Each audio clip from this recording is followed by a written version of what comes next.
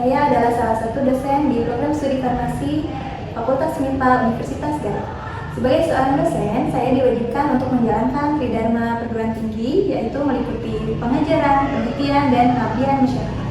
Pada kesempatan kali ini, izinkan saya menyampaikan salah satu dharma yang saya kerjakan, yaitu pengajaran. Pada proses pengajaran, saya diberikan tugas untuk mengajar di semester ganjil maupun semester genap.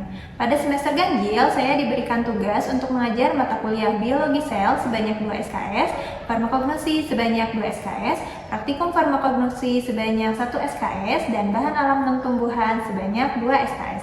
Sementara untuk semester genap, saya diberikan tugas untuk mengajar mata kuliah botani farmasi sebanyak 2 SKS, kemudian fitokimia sebanyak 2 SKS, praktikum fitokimia sebanyak 1 SKS, dan obat tradisional Indonesia sebanyak 2 SKS. Pada video selanjutnya, izinkan saya mensimulasikan proses pembelajaran pada salah satu mata kuliah yang saya ampu, yaitu mata kuliah fitokimia, meliputi proses DIA, yaitu Delivery, Interaction, dan Assessment. Untuk proses delivery atau penyampaian materi, biasanya saya menggunakan pendekatan SCL atau Student Centered Learning, di mana pada proses pembelajaran ini berfokus pada mahasiswa sehingga mereka bisa memperdalam materi yang sedang dibahas pada perkuliahan tersebut. Adapun metode pembelajaran yang diterapkan pada perkuliahan ini salah satunya adalah problem based learning, yaitu biasanya saya sediakan studi kasus yang relevan terjadi di masyarakat yang berhubungan dengan materi sebagai bahan diskusi dengan mahasiswa secara individu maupun kelompok. Sebelumnya saya paparkan materi pengantar secara verbal maupun saya sediakan video pembelajarannya. Untuk proses interaction atau interaksi saya dan mahasiswa biasanya terjadi di dalam kelas maupun di luar kelas. Untuk di dalam kelas, biasanya interaksi terjadi melalui proses diskusi ataupun tanya jawab, dan di luar kelas biasanya dilakukan melalui platform seperti grup WhatsApp ataupun Google Classroom untuk membahas tugas maupun materi tentang perkuliahan tersebut. Dan terakhir, pada proses assessment atau penilaian, ada beberapa parameter yang menjadi penilaian. Yang pertama adalah kehadiran, kemudian yang kedua berupa tugas ataupun kuis yang biasanya dilakukan melalui media pembelajaran seperti Google Form, Kahoot, Quizzes atau Wayground, dan sebagainya. Dan terakhir, ada evaluasi berupa ujian tengah semester pada pertemuan ke-8 dan juga ujian akhir semester pada pertemuan ke-16. Sebelum menyaksikan video pembelajaran, izinkan saya memaparkan secara singkat RPS atau Rencana Pembelajaran Semester yang saya rancang untuk mata kuliah fitokimia. Capaian pembelajaran dari mata kuliah ini yaitu mahasiswa mampu menerapkan proses penarikan, pemisahan isolasi senyawa aktif, dan juga menganalisis struktur isolat untuk dijadikan bahan baku obat tradisional. Adapun deskripsi mata kuliah ini yaitu mata kuliah ini merupakan mata kuliah wajib yang diambil oleh mahasiswa S1 Farmasi dengan bobot 2 SKS, di mana mata kuliah ini memuat pengetahuan mengenai ruang lingkup dan alur penelitian bahan alam, meliputi proses penarikan senyawa, pemisahan, isolasi senyawa aktif, dan elusidasi struktur isolat sebagai bahan baku obat tradisional. Adapun bahan ajar yang diberikan pada proses perkuliahan mata kuliah ini yaitu yang pertama, kaji ulang metabolit sekunder. Yang kedua, alur penelitian bahan alam, metode ekstraksi, metode fraksinasi, kromatografi planar, kromatografi kolom, pemurnian dan uji kemurnian, dan proses karakterisasi dan elusidasi struktur. Beberapa pustaka yang biasa digunakan untuk proses perkuliahan ini yaitu yang pertama ada buku analisis fitokimia dari Profesor Dr. Endang Hanani, kemudian metode fitokimia oleh Harborn, metode product isolation oleh Sarker, dan beberapa jurnal ilmiah terkini yang berhubungan dengan isolasi senyawa bahan alam. Yang terakhir, untuk bobot penilaian perkuliahan ini, yang pertama untuk kehadiran diberikan persentase sebanyak 10%, untuk tugas dan kuis yaitu 20%, dan terakhir untuk UAS dan UTS masing-masing sebanyak 35%. Demikian pemaparan yang dapat saya sampaikan, semoga bermanfaat. Terima kasih atas segala perhatiannya dan mohon maaf bila ada kesalahan ataupun kekurangan. Wassalamualaikum warahmatullahi wabarakatuh.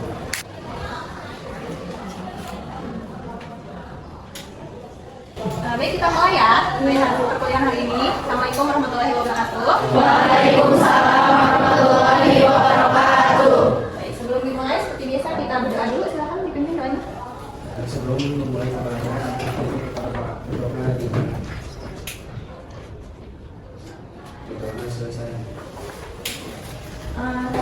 seperti biasa, silakan diisi dulu pesannya. Oke, teman-teman, hari ini kita akan masuk ke pertemuan ketiga ya. Kita di sini akan bahas tentang ekstraksi senyawa bahan alam. Sebelumnya saya mau merecall kembali dulu materi yang sudah pernah kita bahas sebelumnya. Ada yang masih ingat? Ya. Ada penyiapan sampel, ekstraksi, fraksinasi, subfraksinasi atau pemisahan, isolasi atau pemurnian, terus uji kemurnian, dan yang terakhir elusidasi struktur. Jadi materi kita sebelumnya adalah mengenai alur penelitian bahan alam secara umum, gitu ya. Nah, kalau misalnya untuk melakukan ekstraksi nih, kemarin di bagiannya yang sudah pernah kita bahas, kira-kira bahan yang diperlukan itu apa ya? Jadi diawali dengan kita bikin dulu simplisianya, gitu ya. Nah, setelah kita punya simplisia yang baik, yang bagus, nah, barulah kita bisa melakukan proses ekstraksi. Nah, bagi yang masih belum ingat kemarin ya, kita sudah belajar tentang bagian ini. Jadi pertama kita kumpulkan dulu bahannya, dibuat simplisia, kemudian kita bisa melakukan proses selanjutnya, yaitu melakukan proses ekstraksi untuk memperoleh ekstrak. Nah, kita lihat dulu ekstraksi itu apa. Jadi ekstraksi ini adalah penarikan senyawa yang terdapat dalam sampel ya. Nah, biasanya kita akan menarik senyawa atau bahan aktif dari sampel tersebut menggunakan pelarut yang cocok. Ada yang masih ingat pelarut itu ada berapa macam? Kalau berdasarkan kepolaran, Izin jawab kok ya. Kalau berdasarkan kepolaran, pelarut itu ada dibagi dua, ada yang non polar sama yang polar. Oke, bisa sebutkan contohnya apa? Kalau non polar N-heksan, kalau polar mungkin air atau metanol. Tuh ya, jadi itu beberapa pelarut yang bisa kita gunakan untuk proses ekstraksi. Ya, benar ya, tadi jadi pengolahan pelarut secara umum ada berdasarkan polaran di sini ya. Tadi yang disebutkan oleh Upa ada metanol, air, ya kalau N-heksan. Jadi makin ke bawah ini kepolarannya semakin menurun. Nah, di sini ada syarat-syarat pelarut nih yang bisa kita gunakan untuk ekstraksi. Jadi yang pertama dia harus selektif. Jadi harus tahu dulu senyawa aktif apa yang mau ditarik. Kalau misalnya kita mau menarik senyawa yang polar, maka kita akan harus menggunakan pelarut yang sifatnya polar. Ya, kalau misalnya mau menarik senyawa yang non polar, berarti kita gunakan pelarut ya non polar. Itu yang disebut selektif. Kemudian yang kedua ada volatilitasnya tinggi. Jadi nanti yang kita gunakan sebagai bahan baku obat itu kan ekstraknya ya yang akan kita uji gitu, atau kita jadikan sediaan. Nah, sehingga pelarut yang digunakan untuk menarik tadi harus kita uapkan. Nah, sehingga pelarutnya itu harus volatil dan maksudnya adalah mudah menguap ya. Kemudian dapat diregenerasi sehingga nanti setelah diuapkan dengan mesin, biasanya pakai rotor evaporator, nanti si senyawanya setelah menguap, pelarutnya sudah menguap, itu nanti akan bisa kita peroleh kembali si pelarutnya. Nah, kemudian relatif tidak mahal. Nah, karena ekstraksi ini biasanya harus mengkonsumsi jumlah volume yang cukup banyak, sehingga diusahakan kita pilih pelarut yang memiliki harga relatif murah gitu ya untuk menekan kos penelitian. Kemudian non toksik, karena meskipun nanti tidak kita konsumsi ya pelarutnya, tapi takutnya masih ada residu yang tersisa, sehingga pelarut yang digunakan itu tidak boleh sampai beracun. Kemudian non korosif ya, tidak boleh merusak. Kemudian viskositasnya cukup rendah agar nanti mudah dalam proses penguapan, sehingga kita bisa peroleh ekstra total yang cukup. Nah, ini ada tujuan ekstraksi. Yang pertama untuk fitokimia, untuk mencari tahu di dalam sampel itu kira-kira ada senyawa apa saja gitu ya, kandungan aktifnya. Kemudian yang kedua adalah untuk standarisasi ekstrak. Maksudnya kalau misalnya kita melakukan suatu proses uji aktivitas misalnya ya, analgetik, nah kita harus standarisasi dulu ekstraknya. Harus tahu misalnya kadar airnya berapa, bobot jenisnya berapa, sehingga kalau misalnya ada yang mau meneliti dengan menggunakan sampel yang sama, ya, dengan metode yang sama, harus diperoleh karakternya yang sama juga diusahakan agar apa? Agar nanti hasil uji aktivitasnya itu sama dengan yang kita lakukan. Ya. Kemudian yang kedua untuk isolasi senyawa.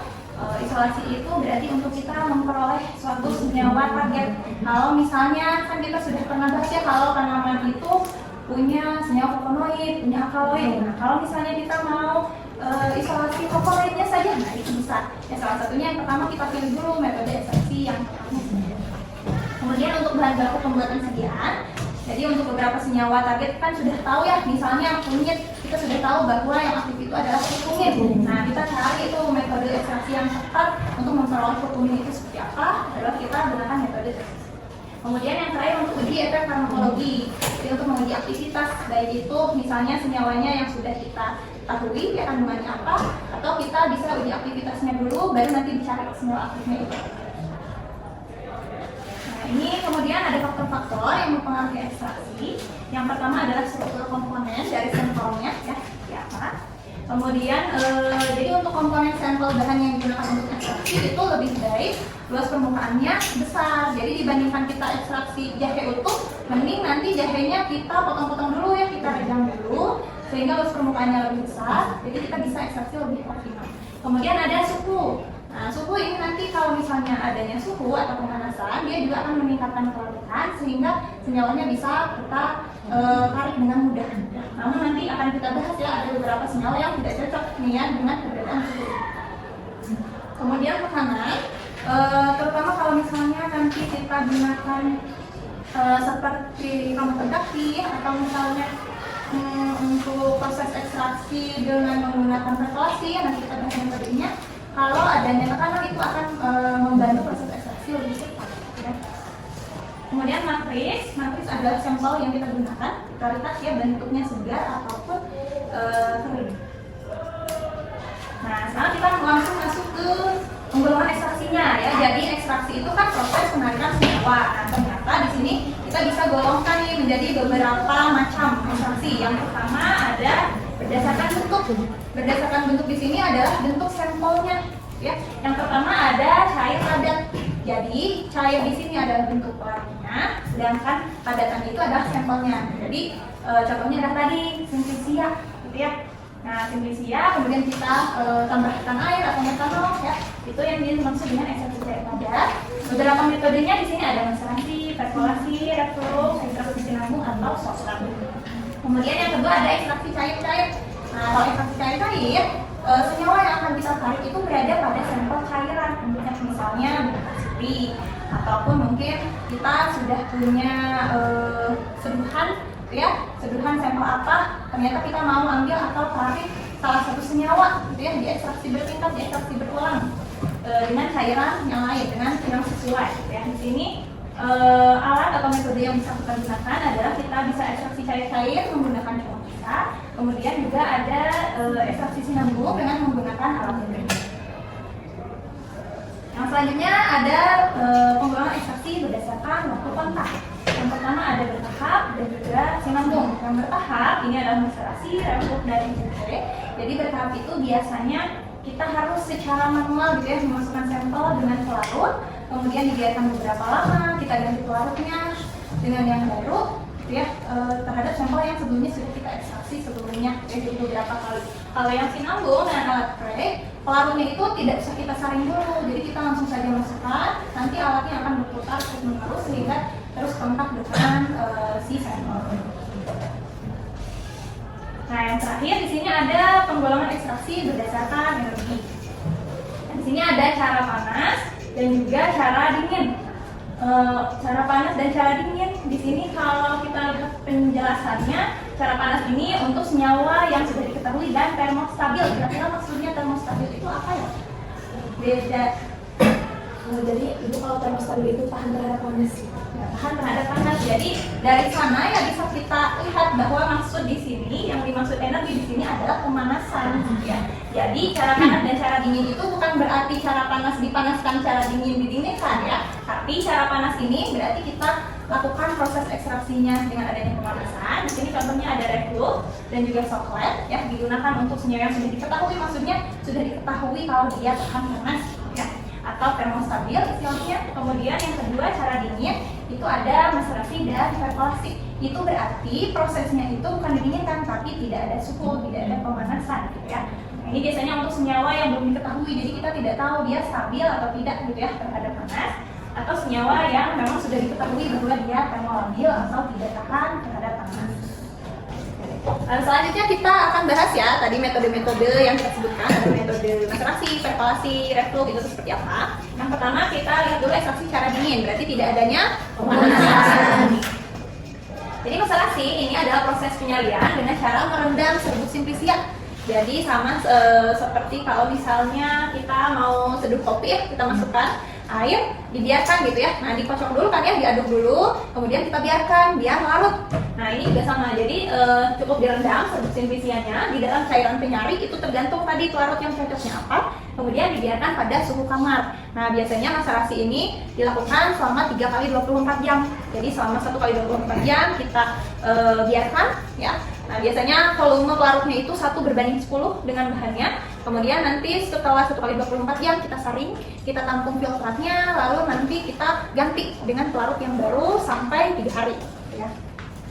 Nah, keuntungan dari macerasi ini sederhana, jadi tidak perlu alat yang banyak gitu ya.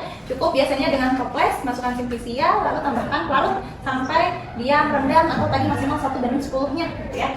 Nah, cocok untuk senyawa yang termolabil. Termolabil itu berarti tadi tidak tahan terhadap panas. Ya. Nah, kerugiannya di sini karena tadi harus 3 kali 24 jam gitu ya. Jadi kalau di suhu kamar, senyawa itu langsung ke dalam pelarutnya itu akan memakan waktu yang cukup lama gitu ya. Jadi proses ekstraksinya juga akan lama. Kemudian menggunakan volume pelarut yang banyak, jadi kan 1:10 ya, selama 3 hari, dan berpotensi dalam kehilangan metabolit. Kemudian tidak terekstraksi sebagian besar senyawa yang pelarutannya rendah dalam suhu ruang, karena ada beberapa senyawa yang akan mudah larut ketika dipanaskan gitu. Jadi tidak semua senyawa tertarik di sini. Ya, jadi kalau kita cek bisa juga ada sisa pelarut yang tertinggal. Nah, selanjutnya di sini ada perkolasi. Ini juga masih termasuk cara dingin. Bedanya dengan macerasi adalah biasanya kita gunakan alat perkolator namanya. Ya, jadi bentuknya seperti ini, segitiga, di bawahnya ada kerannya. Ya, kemudian nanti sampelnya kita masukkan ke dalam wadah perkolator ini. Dan kalau tadi macerasi itu pelarutnya kita rendam, ya, dimasukkan kemudian direndam gitu ya si sampelnya. Nah, kalau perkolasi ini dengan cara dialirkan. Ya, jadi cairannya mengalir melalui serbuk simplisia, kemudian nanti si filtratnya itu akan terus turun ya membasahi. Jadi kalau misalnya kita taruh bahan sampai sini, pelarutnya kita masukkan, dibiarkan mengalir, kemudian nanti filtratnya akan langsung tertampung gitu ya di bawah, bisa kita tampung tanpa harus kita melakukan proses penyaringan. Jadi sebenarnya lebih gampang ya, nggak usah menyaring. Hanya saja nanti kelemahannya karena kontak antara pelarut dengan sampelnya itu cepat ya, jadi nanti untuk menarik semua senyawa yang ada di sini itu perlu pelarut yang lebih banyak lagi gitu ya dibandingkan macerasi. Dan kalau misalnya dilihat dari alatnya lebih sederhana macerasi ya, jadi kalau kita bandingkan itu biasanya lebih banyak macerasi yang dipilih dibanding perkolasi. Nah, selanjutnya ada ekstraksi cara panas, yaitu dengan adanya pemanasan. Nah, yang pertama di sini ada yang disebut infundasi atau infus. Nah, infus ini adalah sediaan cair ya atau filtrat atau ekstrak cair yang dibuat dengan cara menyari simplisia. Jadi nanti bahannya ya kita panaskan dengan menggunakan air, biasanya pelarutnya pada suhu 90 derajat Celcius. Jadi nanti suhunya dikontrol selama 15 menit. Jadi kalau di masyarakat kita analogikan seperti proses menggodok gitu ya. Cuman kalau di masyarakat kan tidak kita pantau ya suhunya. Jadi di 10 titik didih air. 10 titik didih air itu berapa ya? 100 ya, di 100 derajat Celcius. Nah, kalau infusa itu harus dipantau ya suhunya itu di 90. Nah, tujuannya adalah menyari zat kandungan aktif yang larut di dalam air dari bahan nabati. Selain infundasi atau infusa, ini ada istilah lain yang dikenal dengan dekokta atau dekok. Nah, dekok ini dia proses ekstraksinya mirip dengan infusa, jadi suhunya sama ya, di 90 derajat, tetapi waktunya itu lebih lama prosesnya, yaitu di 30 menit. Nah, jadi yang dua tadi itu biasanya digunakan pelarut air ya, dan sudah umum dilakukan di masyarakat ya, meskipun suhunya tadi tidak terkontrol ya. Nah, itu baik dilakukan untuk senyawa-senyawa yang termostabil tadi ya, yang tahan terhadap panas. Nah, selanjutnya di sini ada reflux. Nah, kalau reflux di sini mungkin di masyarakat tidak tahu ya, karena menggunakan alat yang cukup rumit di sini. Ya, jadi kita butuh penanas atau water bath, kemudian juga kita butuh sumber pemanasnya. Kemudian nanti sampel dan pelarutnya kita masukkan ke dalam labu bundar. Kemudian nanti dipanaskan, seperti yang kita ketahui kalau pelarut dipanaskan setelah mencapai titik didihnya dia akan menguap ya. Nah, jadi nanti akan kontak nih dengan sampel, lalu nanti akan menguap. Nah, karena nanti pelarutnya itu harus bisa kita tampung kembali ya untuk proses ekstraksi selanjutnya di sini. Karena reflux ini biasanya dilakukan selama 2 jam ya, satu kali ekstraksi. Di sini ada pendingin ya, gunanya untuk merubah dari fase gas dari pelarut ya, yang tadinya jadi fase gas masuk ke pendingin itu akan mengembun ya menjadi cair kembali dan akhirnya kembali ke dalam labu dan akhirnya berinteraksi melakukan proses ekstraksi kembali ya selama 2 jam. Itu ya, ini paparan deskripsinya. Nah, selanjutnya ekstraksi cara panas ada coklat. Nah, coklat dan reflux ini prosesnya hampir sama. Bedanya kalau coklat itu ada tambahan alat di sini. Jadi setelah labu bunda itu tidak langsung ke pendingin atau kondensor, kita tambahkan dulu namanya tabung coklat. Nah, tabung coklat ini gunanya kita untuk memasukkan sampel. Ya, jadi kalau di reflux tadi si pelarut ya dengan bahan itu langsung itu ya berinteraksi, langsung kontak, prosesnya langsung berjalan. Kalau di coklat nanti yang di bawah di sini yang dimasukkan ke labu itu hanya pelarutnya saja. Ya, pelarutnya nanti akan menguap sini melalui tabung B ke atas. Nah, tidak langsung ke sampel. Ya, dia akan naik dulu ke pendingin. Di pendingin dia akan mengembut, berubah lagi menjadi fase cair. Kemudian cairan inilah yang nanti akan kontak turun ke tabung E, ke dalam tabung coklat, dan akan kontak secara bertahap. Itu ya dengan sampel. Nanti lama-kelamaan si pelarut ya yang menetes tadi akan makin banyak. Setelah sejajar dengan tabung C, di sini akan ada perbedaan tekanan dan pelarutnya akan terdorong gitu ya untuk masuk kembali ke bawah sini ya, ke labu bunda. Mungkin nanti akan lebih terbayang di praktikum ya. Kita akan ada praktikum tentang ekstraksi di praktikum fitokimia. Selanjutnya kita lihat di sini ada contoh ya proses ekstraksi. Kita lihat bersama-sama video pembelajarannya.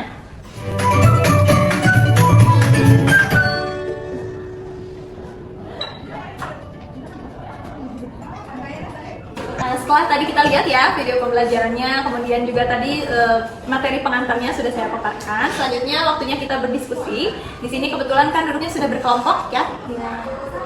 Nah, di sini ada beberapa pertanyaan. Ada 2 pertanyaan yang saya sediakan. Di sini ada 1-2 pertanyaan. Kita bahas yang pertanyaan 1 dulu mungkin ya.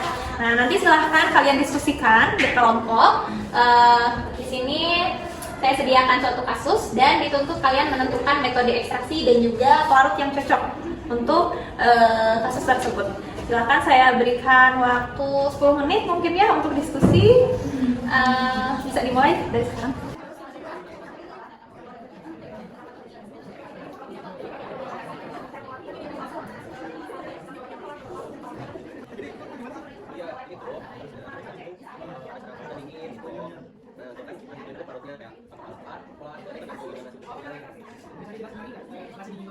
Oke, cukup ya diskusinya. Kita jawab dulu di sini pertanyaan 1. Silakan, ada yang mau menanggapi atau menjawab pertanyaannya? Ya, silakan Otsa. Ibu, saya perwakilan dari kelompok 3 izin menjawab. Menurut kelompok kami, pemilihan yang cocok untuk ekstraksi tersebut adalah ekstraksi menggunakan cara dingin. Karena zat aktif tersebut atau senyawa aktif tersebut bersifat tidak stabil atau dapat terdegradasi karena pemanasan atau suhu tinggi. Kemudian, menurut kelompok kami, pemilihan pelarut yang cocok untuk senyawa flavonoid adalah etil asetat. Karena senyawa flavonoid memiliki sifat yang semipolar. Oke, baik, bagus ya tadi jawaban Osa, tapi kita tampung dulu ya. Barangkali ada dari kelompok lain yang punya tanggapan berbeda, silakan. Ibu izin menanggapi, saya perwakilan dari kelompok 1. Kelompok kami setuju bahwa metode yang digunakan untuk simplisia tersebut yaitu cara dingin, bisa maserasi atau perkolasi. Nah, tetapi untuk pelarutnya, menurut kelompok kami akan lebih cocok jika menggunakan pelarut etanol karena bersifat universal. Oke, baik, kita beri aplaus dulu untuk. Jadi tadi sama ya, pemilihan metodenya adalah cara dingin. Kita lihat dulu dari soalnya. Jadi hal-hal pertama di sini ya, informasi yang harus kita perhatikan adalah bahwa senyawa aktifnya itu adalah flavonoid. Ya, kemudian yang kedua adalah dia terdegradasi oleh suhu yang tinggi. Nah, kalau terdegradasi di suhu yang tinggi, maka kita harus pilihnya cara dingin ya, karena tadi senyawanya termostabil. Nah, untuk larut tadi kita harus mencari literatur dulu sebenarnya. Jadi tadi pelarutnya kalau oksa tadi pilih etil asetat ya, kemudian naik ke universal, yang etanol ya karena bersifat universal. Nah, itu sebenarnya tidak bisa kita salahkan ya, karena kita harus cari lagi literatur yang menyebutkan flavonoid apa di sini gitu ya sebenarnya yang aktifnya. Karena apa yang sudah kita pelajari ya, bahwa flavonoid itu punya sifat kepolaran di nonpolar, semipolar, polar. Jadi kalau misalnya ada yang menyajikan data literatur bahwa flavonoid yang semipolar yang aktif, maka betul tadi oksa pilih yang etil asetat ya pelarutnya. Tapi kalau misalnya di literatur ternyata tidak ada yang menyebutkan flavonoid yang secara spesifik gitu ya sifat kepolarannya yang aktif itu apa, maka lebih aman kita pilih yang etanol tadi karena dia lebih universal, bisa menarik flavonoid yang menjalankan kelas, sekolah maupun sekolah.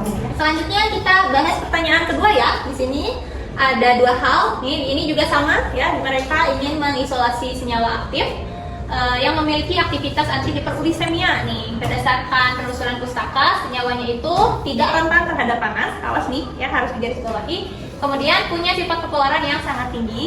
Ini pun juga sama. Silahkan dipilih metode ekstraksi dan pelarut yang cocoknya seperti apa.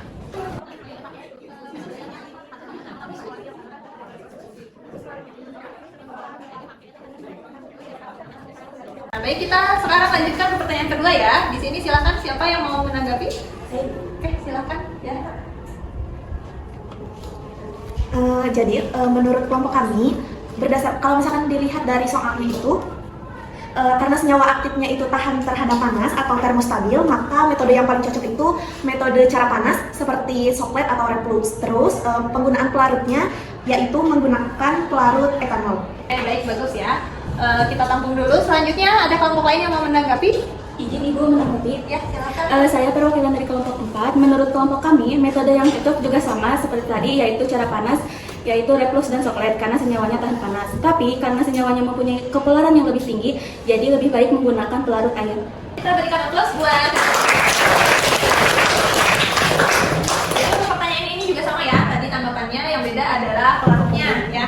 Yang satu tadi pilih etanol, kemudian ada yang pilih air. Jadi ada dua hal di sini yang perlu diperhatikan. Yang pertama adalah si senyawanya tidak rentan terhadap panas, berarti dia termostabil. Ya, jadi bagus dan bisa gitu ya digunakan metode cara panas. Nah, yang kedua di sini kepolarannya sangat tinggi.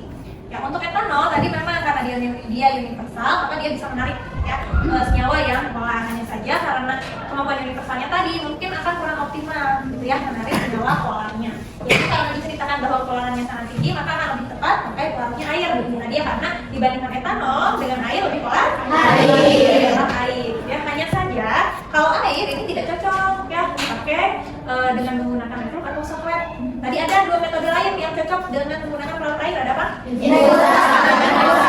Atau demokta ya. Jadi nanti ekstraksinya bisa dipilih dengan cara diseduh gitu ya, atau pemanasan menggunakan metode infusa. Sampelnya kita panaskan di suhu berapa tadi kalau infusa? 90 derajat ya selama 15 menit ya, menggunakan air. Ya, baik. Alhamdulillah sesi diskusi kita sudah selesai. Terus diakhiri perkuliahannya. Saya adakan kuis dulu ya, melihat jawaban pemahaman kalian di pertemuan hari ini. Silahkan siapkan handphonenya masing-masing. Seperti biasa kita gunakan platform Telegram ya. Buka akunnya masing-masing. Nah, ini linknya silakan dan kode permainannya dimasukkan. Ada yang kesulitan buat masuk? Oke, sudah masuk semua ya, kita mulai kuisnya.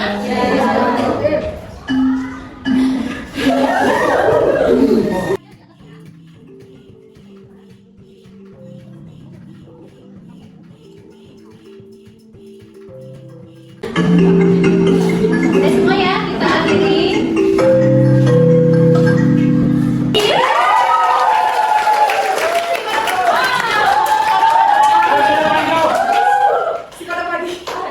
Ini jadi selamat untuk tiga teratas ya.